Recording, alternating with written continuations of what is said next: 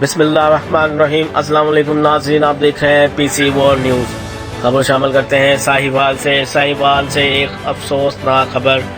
Head برج پر gas tanker کے نیچے motor cycle پر سوار 2 شخص، جن میں سے ایک لیڈیز اور ایک مرد ٹینکر کے نیچے آ گئے، جس کی وجہ سے بائک پر سوار لیڈیز موقع پر ٹائر کو آگ لگنے سے جاں بحق ہو۔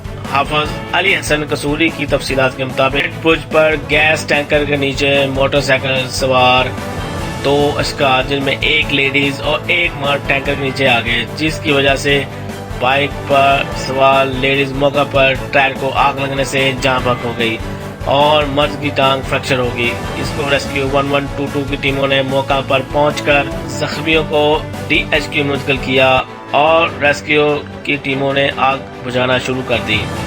ریسکیو کی مدد سے لیڈیز کی ڈیڈ باڈی ٹینکر کے نیچے سے نکال لی گئی۔